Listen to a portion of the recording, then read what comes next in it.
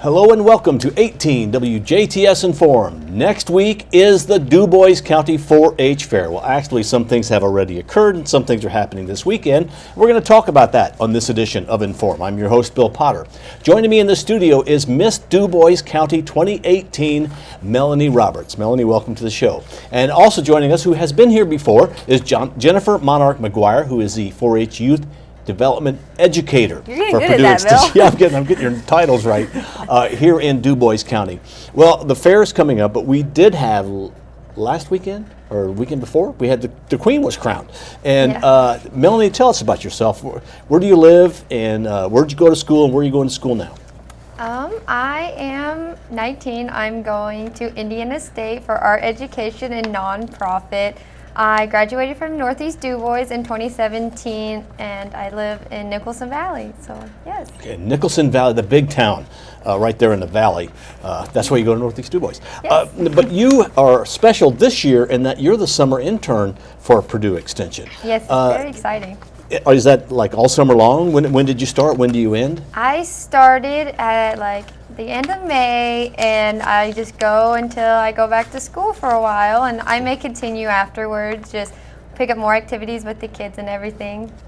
Okay, and we're going to talk about some of your responsibilities at the fair this year as a summer intern, not necessarily as the Queen, but as the Queen, because you're going to be wearing a couple of different hats, not only a tiara, but what's the best part of being the Queen of the Dubois County 4-H Fair? For me, being Queen just is like the biggest part and most exciting part for me is being like a great positive influential role model for the kiddos, because I just love kids so much, and I just want them to see that we're more than just crowns, like you said. Like, we care about our community, and I just want to show that to them. Now, Jennifer, the fair, really, I guess, check-in is on Friday? Yes, check-in for project check-in for all the 4-Hers and everyone. They're going to bring in their static exhibits, or those exhibits that don't move. Okay. They don't have legs. They're going to bring those in on Friday, and then animal and stuff will be checked in like Saturday, Sunday. Yeah, of course, everybody gives all kinds of coverage to the 4-H Fair starting Monday through Friday of next week. But there are things that go on this weekend that people might want to take part in or watch. Yes, actually, we have several events that are happening on Saturday and Sunday while we're doing like animal judging or project check-in and judging and all of those types of things. Like on Saturday, we do have the Run for Fun that's going to be out at the fairgrounds. So if you're into 5Ks and everything like that, you can come and do that. The pre-registration is $15, or the late registration, so if you come then, it's going to be $20. And then they also have a 4-H member rate of $10, just flat. So we hope you want to come out and do some running out at the fairgrounds, have some fun, get a t-shirt, all of that. We also have the rabbit show is on Saturday. So they usually do the rabbit show before the fair, actually. So, and that will be happening at 10 a.m. and then, until it's done.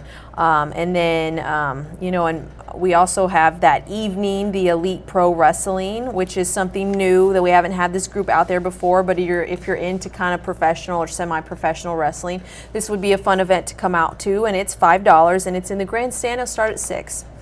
And then on Sunday, gates will open at 6. But something Yes, Queen-wise Yes. is, and it's a first-time event, is coming up Saturday at 3 o'clock. Yes, at Cedar Crest, we are having the Junior Miss and Pre-Teen contest. So it'll be very exciting. Like he said, 3 o'clock at Cedar Crest. So come out and support those girls too.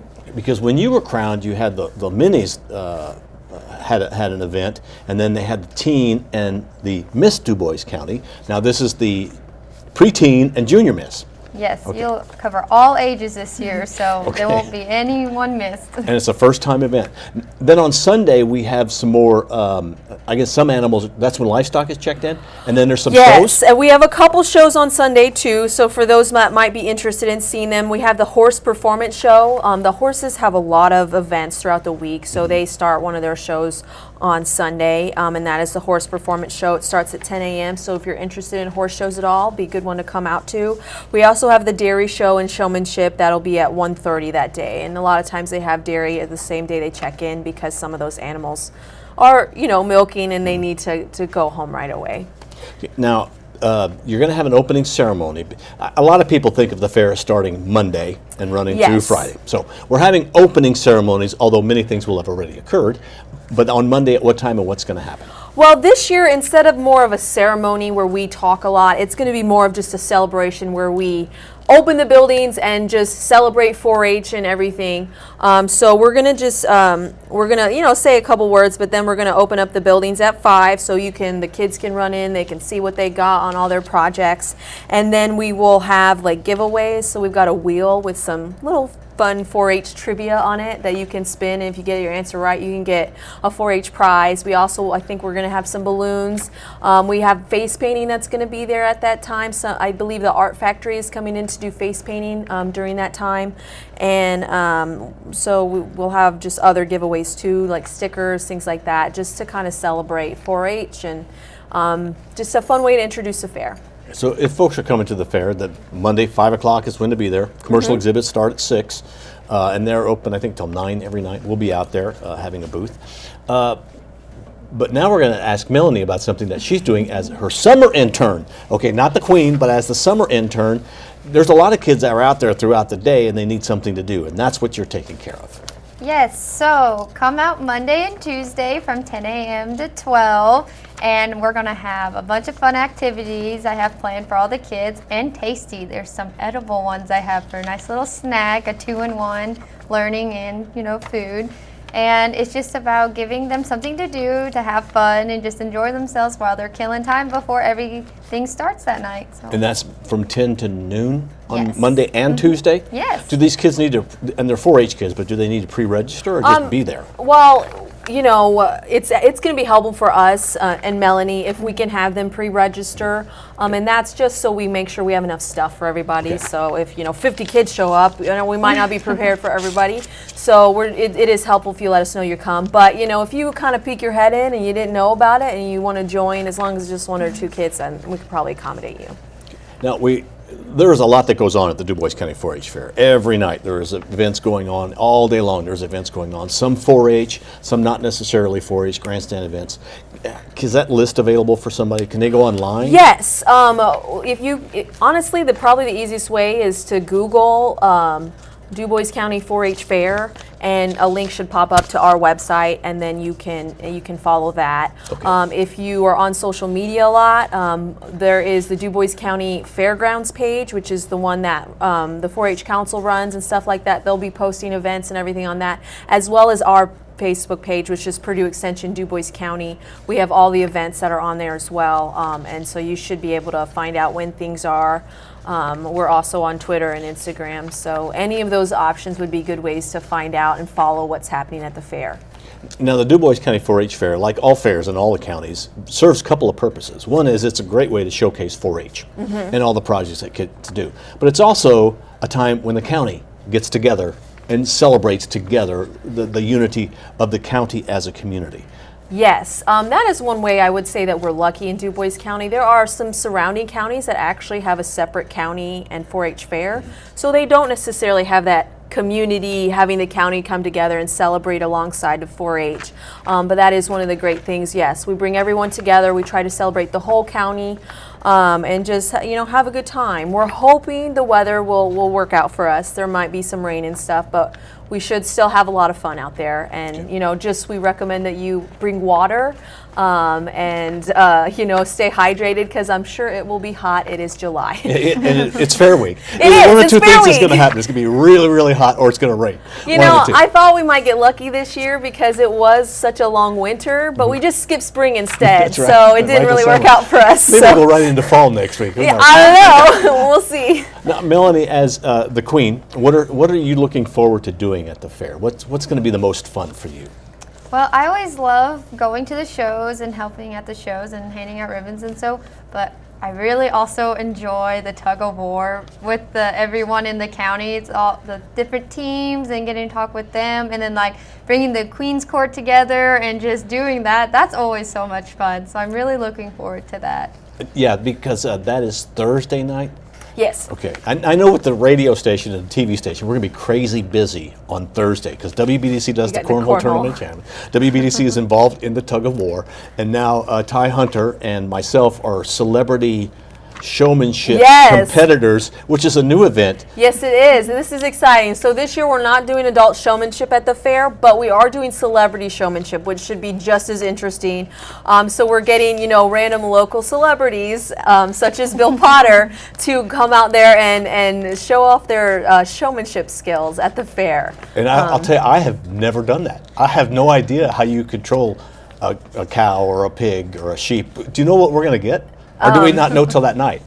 Well, take a I rabbit. believe because might have been one to do it too. I don't think I'm going to have to do it, but one of the things, I think they mentioned 3 animals. I thought I heard a sheep, Okay. or maybe a goat, and then I heard a beef animal. That one might be a little more harder to work with, but I heard they're giving people helpers. So you might have an assistant, a 4-H assistant that could maybe help you a little bit if you need it. Please give me a good one.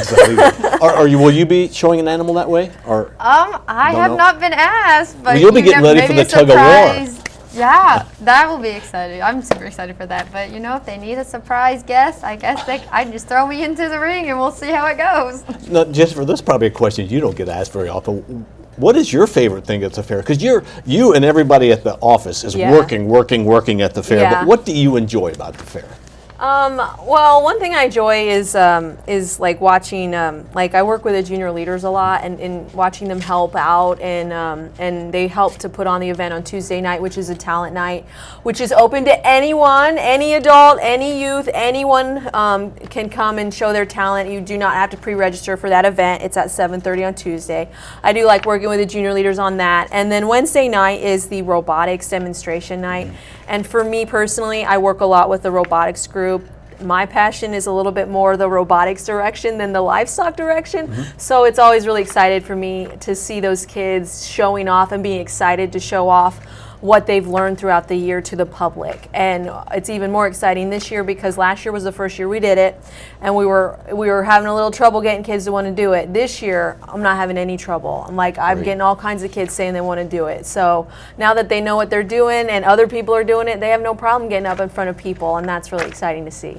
So the fair is Monday through Fridays when more of the public sort of events, but there are events going on this weekend. Yes. So to participate in all those events at the fair, but when you go to the fair, make sure you walk through the exhibit buildings to see the work that these kids have done, because it's really, truly amazing.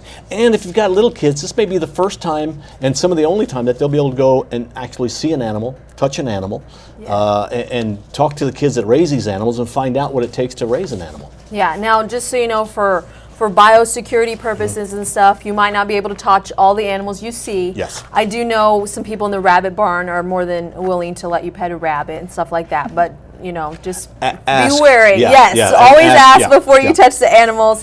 But they're definitely more than welcome to look at the animals and see what they're like. And definitely, yes, it's a great learning opportunity. We do a lot of tours often to come and show people around the fairgrounds. But yes, the exhibit buildings are a great thing for people to walk through, especially because it's not just hard work from kids. It's also hard work from all the volunteers who help arrange all those projects and help get them judged and everything. A lot of work goes into the fair. And we are still looking for volunteers to help at the fair. So if you want to help us out, make sure the buildings stay open. We do need people still to guard our projects. You can do that. You can just contact our office. We're at the fairgrounds right now, so you can contact 812-482-2434 to get a hold of us if you'd still like to register. Perfect. Thank you very much. And thank you very much for being with us. Now, thank we you. want to point out that WJTS is going to be out there because we're going to take a camera out and we film a lot of the things that are going on. We'll be showing it on WJTS in.form all of next week. Jennifer Monarch-McGuire, the Youth Development Educator for Purdue Extension in Dubois County, has been our guest. And the 2018 Miss Dubois County, Melanie Roberts from Nicholson Valley, Indiana, has been our guest here on WJTS in.form. Ladies, thank you very much. Thank you. We hope to see you at the fair. This is WJTS in.form. We're local people watching local people.